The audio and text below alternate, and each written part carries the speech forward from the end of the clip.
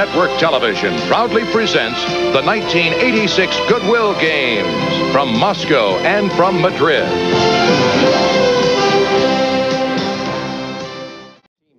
Squad has been a very pleasant surprise for U.S. fans. As I think we mentioned earlier in our coverage of the Goodwill Games, team handball is second in Eastern Europe only to soccer in popularity.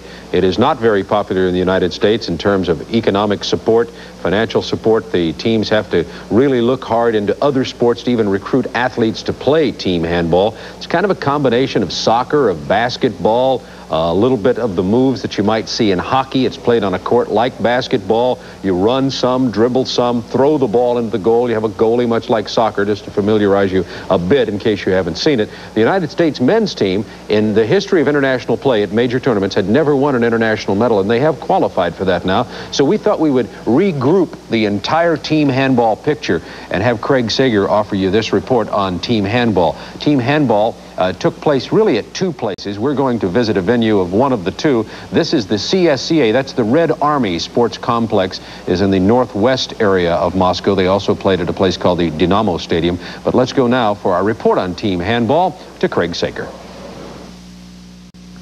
Game one, the United States holding on to a slim one-goal lead over Czechoslovakia, 22-21.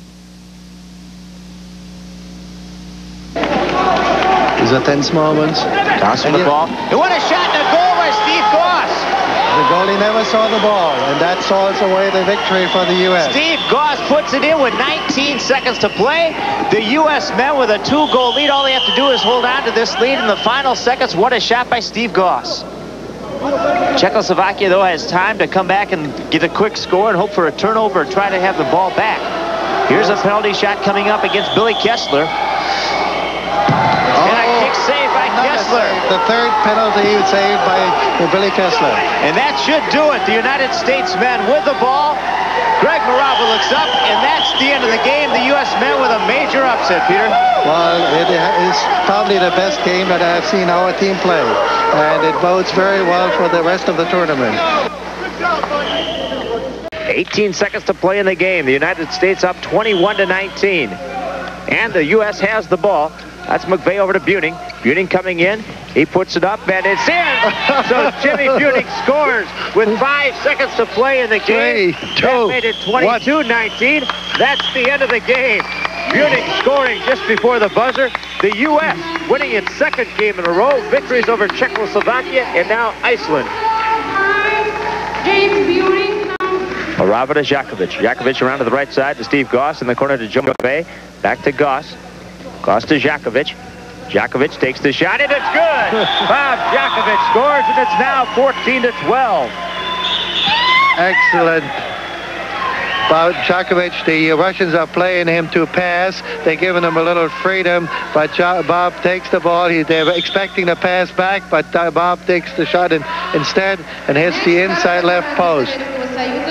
There's Jakovic on the bench having a good time talking to Jimmy Buning. And the Russian coach probably thinks that his goalie hasn't done such a good job.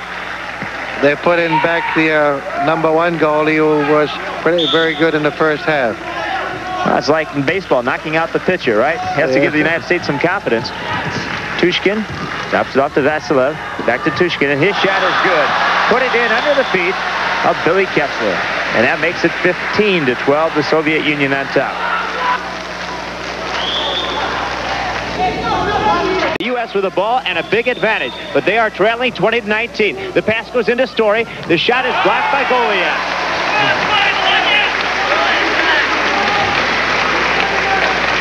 Garcia Javier, the U.S. coach, setting up the play. Now it goes to McVeigh. His shot is blocked by Goliat. We are seeing unbelievable goaltending. U.S. brings it back again. Let's see if he can block it again. Story tries, and he's blocked again. 3 shots in a row on goal, blocked by Goliat. Poland remains the lead, 20-19, and a big ovation from this crowd.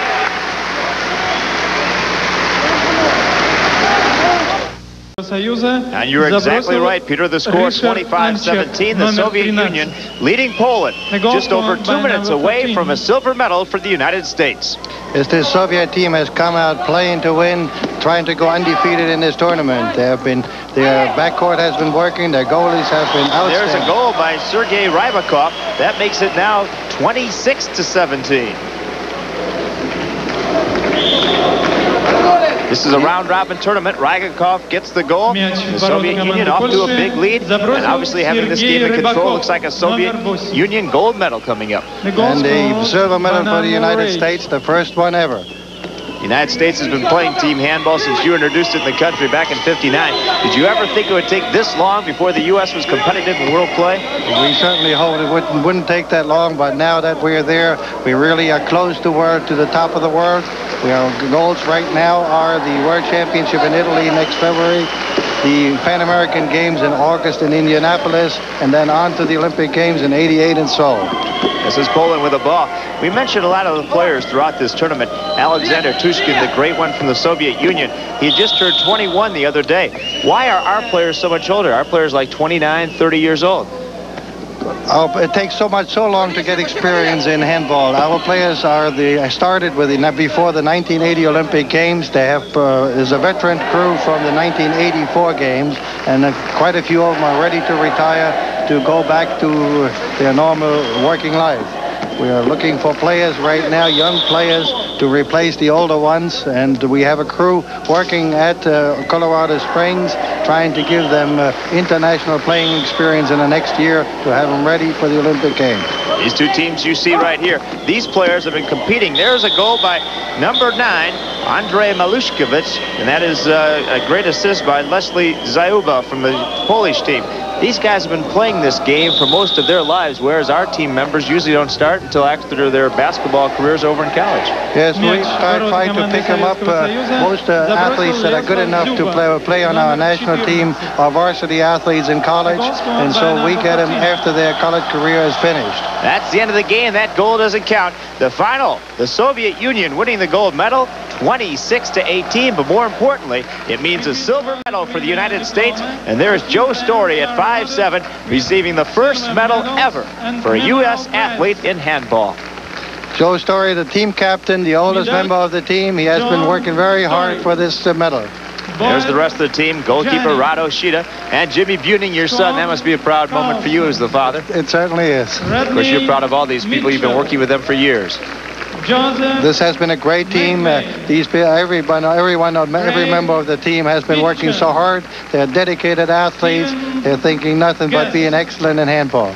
There's Greg Maraba. He was a former great player in high school and college in soccer and track. He made the transition. Scott Carlson as well. A great moment for the United States in handball. This was probably the surprise team, possibly the entire Goodwill Games.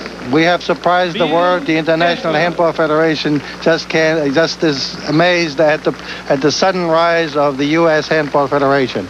The gold medal, of course, goes to the Soviet Union. The coaching staff from the United States, Javier Garcia Cuesta and Tor Holton. But the big story, the silver medal to the USA.